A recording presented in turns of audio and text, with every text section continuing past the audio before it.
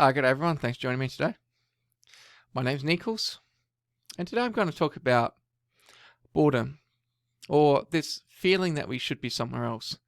Now, it's an interesting thing that Sam Harris talks about a lot, which is this idea there's no such thing as boredom, there's just lack of attention.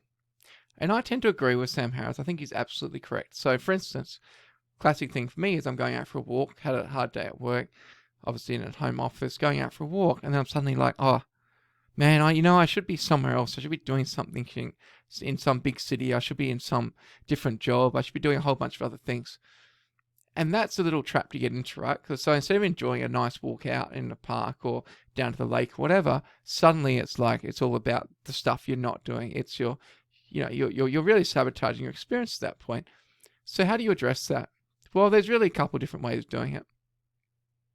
The first is I go, look, okay, so maybe you do want a different job. Maybe you want to live somewhere else. That's fine.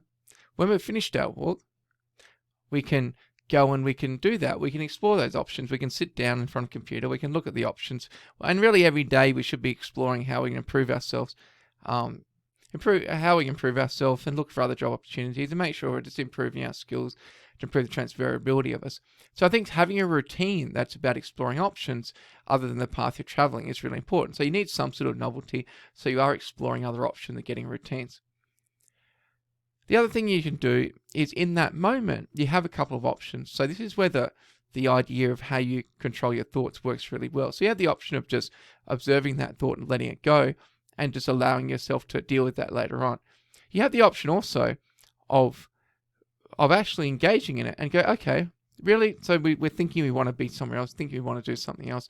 Okay, make that conscious choice then. For a minute or so, set a timer of a minute or two and sit down or, just spend that moment where you're really fully engaged in that thought and imagine whatever path it is you're vaguely thinking about. So if I was vaguely thinking about going and living on a farm or something, actually imagine what that would be and explore that as if you were truly there. So be present in that thought.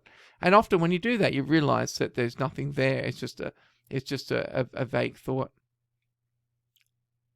The last thing you do is that you realize that this is really a trap. Like no matter what you do, no matter where you go, no matter how successful you are, no matter what you do, this thought is always going to be there. This idea that you should be doing something else. It just seems to be the idea. It just seems to be the sign of an unskilled mind.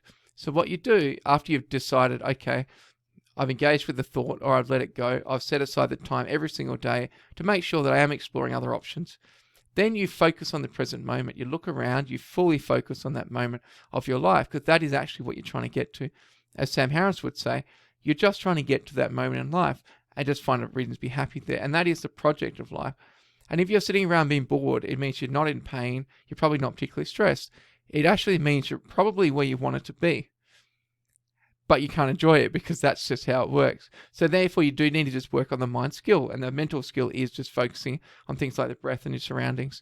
And I've noticed when I did that tonight, especially, I started looking around for things that are interesting in my environment. Like there's little places where I could do a little bit of climbing, do a bit of rock climbing, like just little feature walls that I can use.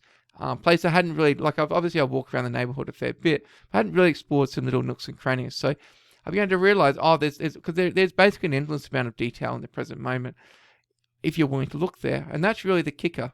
Once you get past the boredom, once you stop the idea of I should be somewhere else and really just sort your mind out and go, okay, I'm doing this, that, and the other, just to make sure that I'm in where I should be and it's reasonable to be where I'm at, then you can really, really narrow down to the present moment.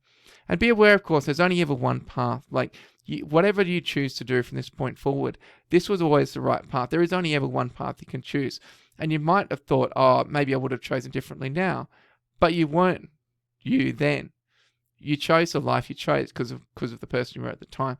So you were never going to be anywhere else. And that's another trap as well. You're always going to be where you are now. If you want to get somewhere else and be in a different position, that's fine. But you don't have to do it at that moment you're bored. In fact, it's best not to. It's best to just focus on your life and then set aside that time later on the day. Like set aside that time for meditation and mindful and really mindfully spend a little bit of time each day exploring your options, improving your skills, and looking at other work options, other house options, or whatever.